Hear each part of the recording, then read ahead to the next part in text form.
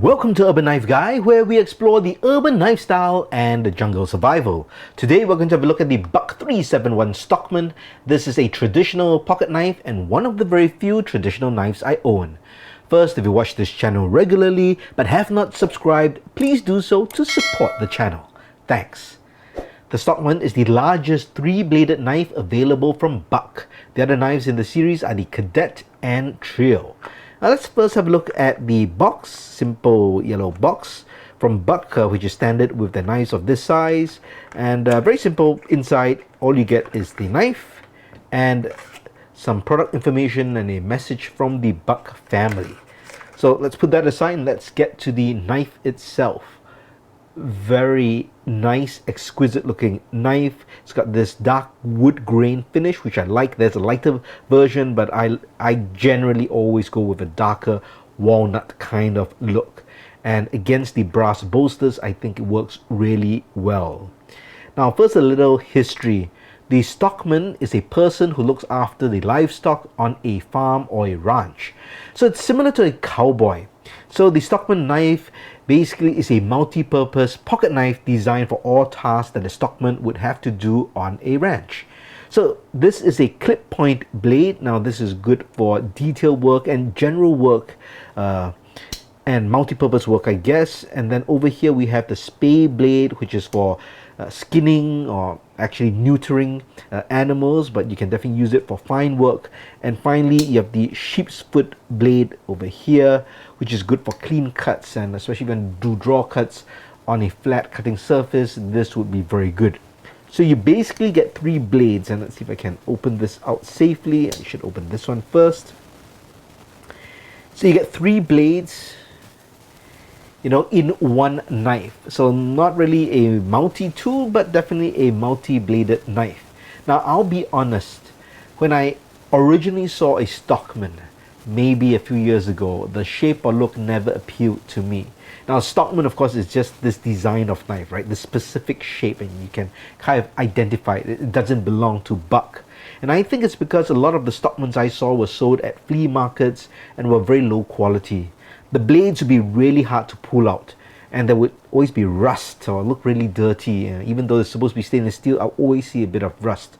So my general interest has always been towards modern knives. But more recently, I've been getting into traditional knives, or more accurately, modern traditional knives.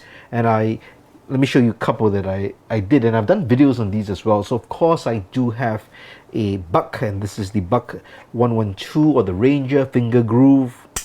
Definitely a solid knife. This is a folding knife, much bigger than the Stockman, and the Stockman is already the biggest of the series, but this is really a pocket knife, right? It's designed to be carried in the pocket. This can be carried in the pocket, but it does come with a kind of a sheath which you put on your belt, so it's really a hip folding knife. And I actually just got this slip from Hitch and Timber, and I use that over here because I just think it looks good with the leather slip. I've got a traditional knife, a French knife. This is the Opinel. You have to rotate that to open it up, and this is the number 8 size, but in this limited edition black palm wood handle and this anthracite finish for the blade. Again, a traditional knife. This is a single bladed knife, but very popular design, and look, and I got a slip as well from Fox EDC. And finally, for another modern traditional, I do have the QSP Worker. Huge Sheepsfoot style blade, single blade lock back as well, and that comes with its own sheath like that. So I do have these three knives, I guess if you call them modern traditional knives. And if you do want to check out the individual videos where I review them, do check out the link in the description below. So as I've been getting more of these modern traditional knives, it makes sense to revisit the Stockman. Now I looked at different brands, but I decided to go with the Buck. Several reasons for that. Buck has always been a good brand, and my very first serious knife that I bought 30 years ago was a Buck, the Buck Light 422. So Buck always has a special place in my heart. So that's why it was natural for me to get it. I didn't want to get the case knives. The Buck fit and finish always good, even though this particular one is made in China. Fit and finish is good, quality control is good, so I should I guess, talk about that. For the Stockman, you can get two versions, one made in the United States and one made in China. There is a price difference. I think it's pretty significant price difference. I think we're talking about almost 10 US dollars for the difference. But what about the quality? Now, from all accounts that I've seen from different reviewers, the American version is not any better than the China ones. In fact, many prefer the China ones, and I personally prefer this because it's got the wood finish. The American ones have the black finish. So as I mentioned, the China version also has a light finish, which I didn't like. So unless you really want an American made product and that's important to you, then you buy the US made one. If not, this one, in terms of fit and finish, in terms of the pull, that snap for the slip joint, it's all good, right? And if you want to get good value, I think this is great. Really no complaints there. Let's talk about some specs. So this is a wood grain handle, as mentioned. There are nickel bolsters over here, and these are, I guess, brass bolsters. Well, it's not really even a, yeah, it is a bolster, I guess, a brass bolster or nickel. They call it a nickel bolster, but it definitely looks more brass to me. If you know, let me know. And now, most Stockmans basically are slip joints, so that means there's no locking mechanism, so the blades don't lock. And most Stockmans have 3 blades and they have 2 springs, but for the buck there are 3 springs, so 1 for each spring. So typically the main blade would have 1 spring, and the Spey blade and the Sheepsfoot might share a spring, but for buck every blade has its own spring, so you get really good snap, and you get, easy to open, yet it feels solid, and I feel confident to have it. Now, in terms of the blade lengths, so first, this main blade, that clip point blade, this measures 2 3/4 inches, so just under 3 inches. And the Sheepsfoot and the Spey blade, they're each 2 inches long. Now, close the handle from end to end for the bolster, it's 3 7/8 inches, so just under 4 inches. Right, so just put that in my hand so you can kind of see it for reference. Now, the Stockman is the largest or the longest of this version or the series, but I think it's pretty good. If you're having a folding knife, I would say get one that is substantial so that you can do proper work, especially if you're going to use it as a working knife. And since all these blades are under 3 inches and are slip joints, probably legal in most places as well. The weight of this is 3.1 ounce or 88.1 grams, so it's not a lightweight knife for its size, but with a buck knife and a traditional knife like that, you want the heft, or at least I want the heft, and I think that's important. The blade thickness for each of the blades is 2.1 mm thick, so not too bad. It's thicker than a Swiss Army knife, right? If I have to make a comparison for multi-blades or multi-tools, so this is thicker. So if you want a working knife, I think this might be a better choice if that blade is really important to you. So this blade steel is 420J2 stainless steel. Now, that's a low-end general purpose stainless steel from the 400 series. It's also referred to as 420B. So normally buck might use 420C with their Boss heat treat. And I would assume that the heat treatment for this is still good, even though it's a lower grade steel. So you get good heat treat with buck.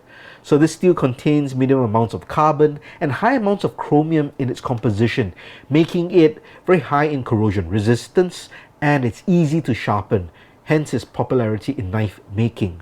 But it's not a hard steel. Now, it's easy to sharpen, that means it's not that hard, so its edge retention is not good, and that's why you have to sharpen it, and that's why it's easy to sharpen. The Rockwell hardness of this is only 56 HRC, when a lot of modern knives now go for at least 59 to 61 HRC, so it is softer.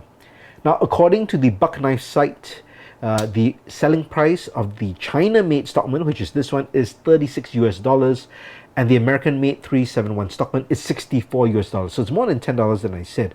It's over $20, $24. So it is much more expensive to get the American made, and of course that's due to probably a combination of cost of material and mainly cost of labor. But again, in terms of fit and finish, this is as close as perfect as you would expect. And as mentioned, other reviewers have seen the knife side by side and really if they didn't know, they can't tell the difference.